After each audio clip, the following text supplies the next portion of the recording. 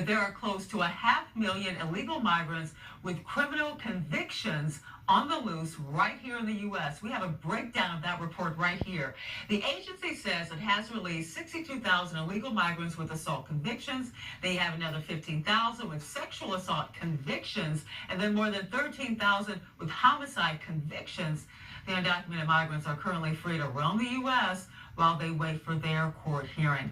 The border, of course, is a key issue for voters just 5 weeks out from Election Day, and also a weakness for VP Harris, who is now trying to appear tougher on illegal immigration. Harris made a trip to the southern border Friday, where she promised to ramp up prosecutions for those who illegally cross into the U.S. Harris also said she plans to further restrict asylum claims. Republicans quick to pounce on her visit Friday. I'm going to tell you, do we believe her now? After she's had almost 4 years to solve the border crisis, and all she did was make sure that it was wide open. She never even bothered to go to the border until just this past week. Well, the Border Patrol Union also called out the Democratic nominee on social media, posting on X right here. VP Harris asserted in Arizona that CBP needed more resources. We have apprehended over 8 million illegal immigrants over the last 4 years, and now you realize we need more help 38 days before the election. It's not just Border Patrol agents needing more help at this point, but leaders in Aurora, Colorado are looking to boost funding of its police force by about $10 million. The funding request comes as law enforcement continues to grapple with increased migrant gang activity and also retail crime. It also comes after the city fielded claims that Trinidad Aragua gang members took over a local apartment here to VP Harris. She visited the border over the weekend. At the same time, Armstrong, we're getting these new numbers.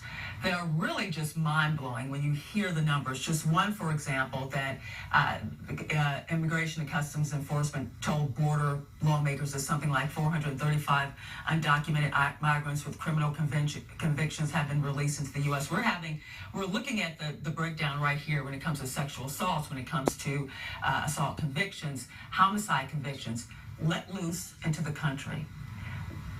And also telling these border agents not to reveal the impact and just how many have been released into this country. You know, Vice President Harris can go to the border. She cannot escape the fact that she was the border czar. She cannot escape the fact that all this happened on she and her boss's watch. She can make it seem as though Donald Trump has been the incumbent for the last 4 years. But the bottom line is, this is the most educated, most intelligent, most well-informed voters across America that I've witnessed and talked to in recent memory. They're very aware, and they're not going to tell you they're voting for or against you. They're just going to be very quiet, because no matter who you say you're voting for, there's a pushback, there's a lot of discussion and a lot of angst. So people are quietly and silently are going to go to the polls, and we're talking to people who never even considered voting for a Republican, someone like Donald Trump. They don't even like him, but they're voting for the economy, they're voting for the security of our foreign policy, and until she gives substance,